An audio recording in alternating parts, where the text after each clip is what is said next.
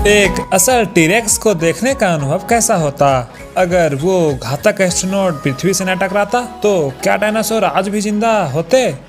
क्या वे और विकसित हो पाते? क्या इंसान इतना लंबा जी पाते? क्या हम कभी साथ मिलके रहना सीख पाते? आप देख रहे हैं इंटेलिजेंट आकाश और आज के एपिसोड में आप देखेंगे कि क्या होता अगर डायनासोर कभी विलुप्त ही ना होते। 66 मिलियन साल पहले तक हर आकार और प्रकार के डायनासोर पृथ्वी पर घूमते थे। वे समझदार, आसानी से ढल जाने वाले और इनमें से कुछ तो 2 जेट प्लेन्स के बराबर का वजन रखने वाले जीव थे। ये यकीन करना कठिन है कि सिर्फ एक चट्टान ने उन सब को खत्म कर दिया। बेशक वे एक साधारण चट्टान नहीं रहे होंगे। एस्टेरॉयड्स जिसने डायनासोर्स को खत्म किया वे 9 मील चौड़ा था और वे पृथ्वी से 10 बिलियन हिरोशिमा बमों के विनाशकारी बल से टकराया था। उस रेडियो एक्टिव शॉक वेव ने हर तरफ हजारों मील तक सब कुछ गायब कर दिया। बहुत ऊंची सुनामी की लहरों ने पृथ्वी की सभी प्रजातियों का 75% खत्म कर दिया। पर अगर वे एस्टेरॉयड थोड़ा पहले, थोड़ा बाद में या फिर कुछ और मील दूर टकराया होता तो आज हम एक अलग दुनिया में रह रहे होते। वे चट्टान जिसने डायनासोर्स को मार दिया वे मैक्सिको के युकाटान पेनिनसुला के कम गहरे पानी में फंस गई थी। अगर वे किनारे से थोड़ा दूर महासागरों के गहरे हिस्से में गिरी होती तो शायद पानी ने उसके विस्फोट को सोख लिया होता और वायुमंडल पर पड़ने वाले उसके खतरनाक असर को कम कर दिया होता। पर अगर वे एस्टेरॉयड पृथ्वी से न टकराते तो भी डायनासोर्स को आज जिंदा रहने के लिए कोई जरूरी ग्लोबल एविडेंस में बने रहना होता। 55 मिलियन साल पहले तापमान बढ़े और वातावरण आज से 8 डिग्री सेल्सियस ज्यादा गर्म था।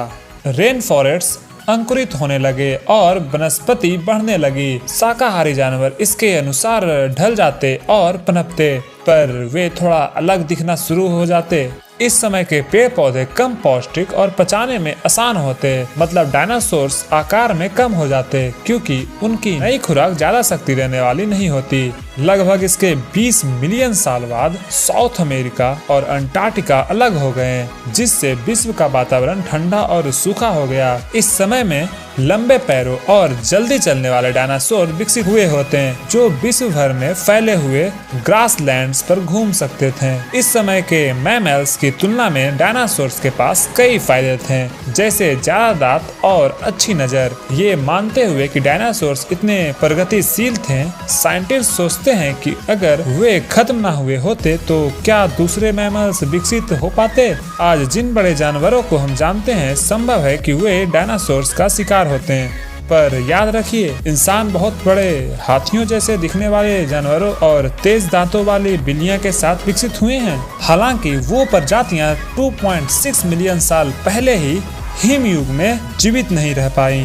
पर डायनासोर की उन्नतिशील विशेषताओं को देखते हुए ये संभव है कि उन्होंने कोशिश की होती। पर हमारा क्या हम जमा देने वाले तापमान और बहुत बड़े और हिंसक डरावने जानवरों से बच पाते?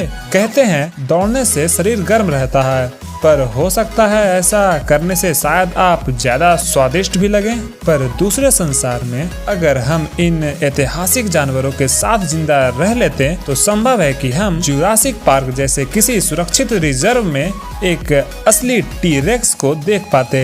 इंसानों की बढ़ती जनसंख्या और बहुत ज्यादा शिकार बड़े डायनासोर्स को लगभग खत्म होने की कगार पर ले आते हैं। आज वो निश्चित ही एक विलुप्त होने वाली प्रजाति होते हैं, पर वो जो सिकुड़ गए हैं और कई मिलियन साल तक अपने आप को ढाल लिया, वे आज हमारे बीच शांति से रह रहे हैं। आपको क्या लगता है कि वे कबूतर कहां से आए हैं? यह यकीन करना कठिन है कि चिड़िया कभी बाई प्लेन्स के आकार की होती थी, पर फिर इसका भी यकीन करना कठिन है कि किस्मत की मामूली फेर के साथ हम डायनासोर्स के साथ चलते या फिर हम डायनासोर्स का भोजन बन जाते और बिल्कुल भी विकसित नहीं हो पाते। तो अगर आपको इन अविश्वसनीय चीजों को जानने में इंटरेस्ट है तो देखते रहिए इंटेलिजेंट आकाश। धन्यवाद।